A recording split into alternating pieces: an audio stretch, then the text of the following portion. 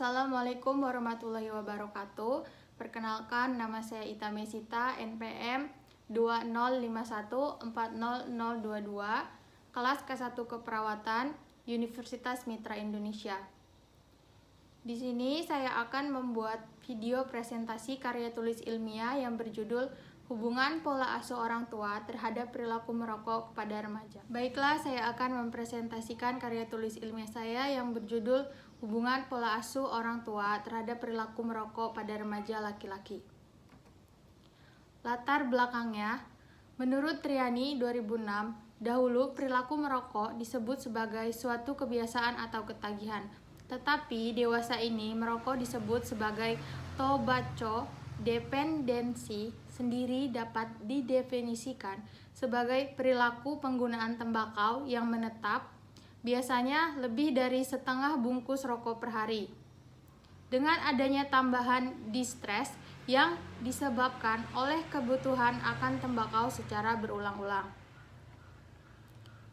Perilaku merokok adalah suatu kegiatan atau aktivitas membakar rokok dan kemudian menghisapnya dengan menghembuskan keluar dan dapat menimbulkan asap yang dapat terhisap oleh orang-orang di sekitarnya.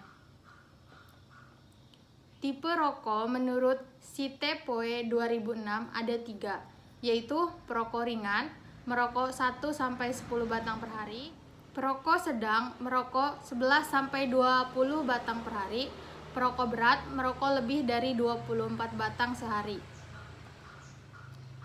Berdasarkan latar belakang tersebut, rumusan masalah yang dapat diambil adalah: adakah hubungan pola asuh dengan perilaku merokok pada remaja di SMK Negeri 2 Kalianda? Adapun tujuan dari penelitian ini adalah untuk mengetahui hubungan antara pola asuh orang tua dengan perilaku merokok pada remaja di SMK Negeri 2 Kalianda, untuk mendeskripsikan karakteristik responden seperti umur, jenis kelamin, dan pendidikan orang tua. Dan manfaat penelitiannya adalah untuk menambah pengetahuan dan memberikan pengalaman dalam melaksanakan penelitian khususnya perilaku merokok terhadap pola asuh orang tua pada remaja. Dapat menambahkan dan melengkapi kepustakaan khususnya mengenai hubungan pola asuh orang tua dengan perilaku merokok pada remaja. Perilaku merokok pada remaja laki-laki. Pengertian perilaku merokok.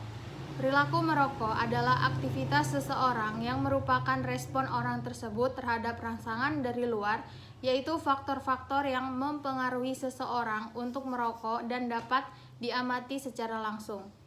Sedangkan menurut Istiqomah, merokok adalah membakar tembakau kemudian dihisap, baik menggunakan rokok maupun menggunakan pipa.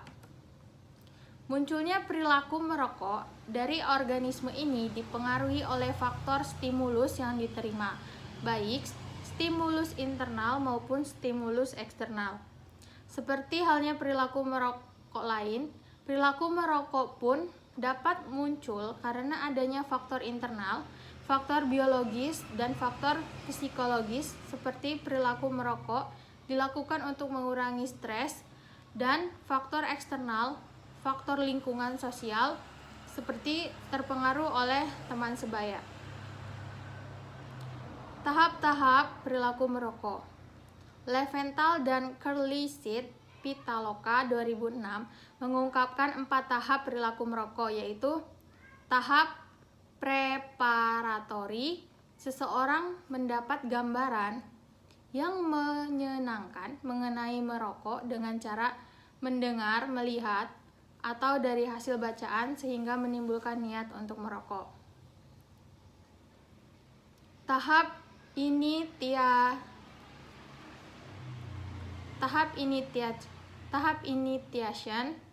tahap perintisan merokok, yaitu tahap apakah seseorang akan meneruskan atau tidak terhadap perilaku merokok. Tahap becoming a smoke. Apabila seseorang telah mengonsumsi rokok sebanyak 4 batang per hari, maka mempunyai kecenderungan menjadi perokok. Tahap maintaining of smoking.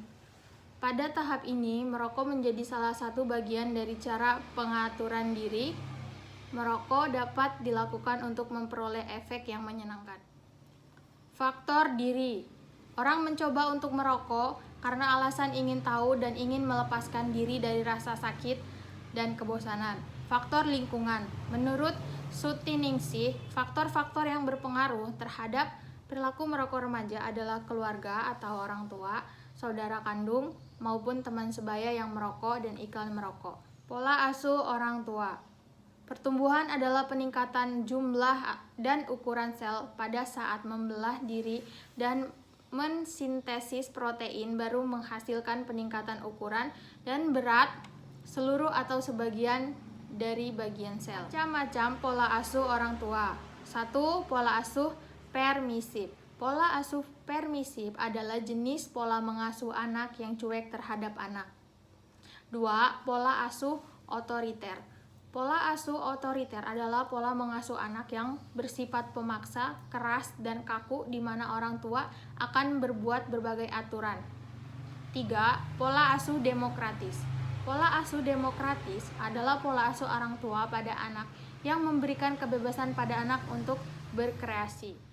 Metode penelitian. Jenis penelitian ini menggunakan metode kuantitas, yaitu mengolah data yang berbentuk angka, baik dari hasil pengukuran maupun hasil konveksi. Penelitian ini dilakukan di SMK Negeri 2 Kalianda. Pemilihan lokasi ini didasari atas pertimbangan bahwa persoalan-persoalan yang diteliti ada di lokasi ini.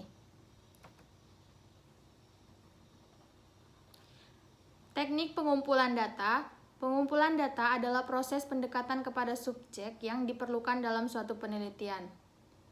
Dalam penelitian ini, instrumen yang digunakan adalah dengan kuesioner. Kuesioner merupakan suatu alat pengumpulan data dengan cara memberikan daftar pertanyaan kepada responden dan selanjutnya responden bisa memberikan jawaban atas pertanyaan tersebut. Berdasarkan penelitian yang dilakukan pada tanggal 29-30 Juni 2020, dari 100 responden dapat diperoleh data-data mengenai pola asuh orang tua dengan perilaku merokok pada remaja sebagai berikut. Berdasarkan hasil penelitian yang dilakukan peneliti pada bulan Juni 2020, hubungan pola asuh orang tua dengan perilaku merokok pada remaja didapatkan hasil dari 53, 65,4% yang berada di pola asuh demokratis dengan 34, 30,2% yang melakukan perilaku merokok dengan jumlah 3 batang rokok per hari. Menurut hasil yang diperoleh dari penelitian ini, 21 responden terdapat pola asuh demokratis dengan 12 responden yang merokok sebanyak 1 batang, 17 responden merokok dengan 2 batang, 34 responden merokok dengan 3 batang, pola asuh otoriter dengan 4 responden yang merokok sebanyak 1 batang, 3 responden merokok sebanyak 2 batang, 11 responden merokok sebanyak 1 batang, 6 responden yang merokok sebanyak 2 batang, 3 responden yang merokok sebanyak 3 batang.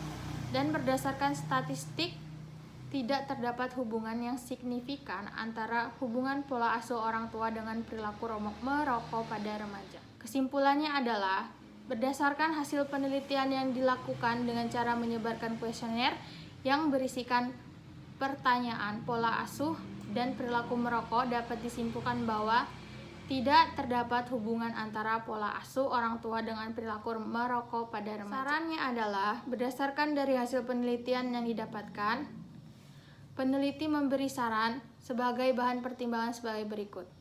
Bagi orang tua, sebaiknya memberikan pengarahan tentang bahaya merokok kepada remaja.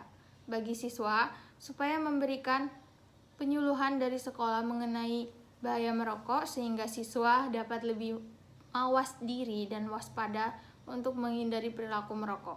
Sekian presentasi yang dapat saya sampaikan, semoga bermanfaat. Saya akhiri, wassalamualaikum warahmatullahi wabarakatuh.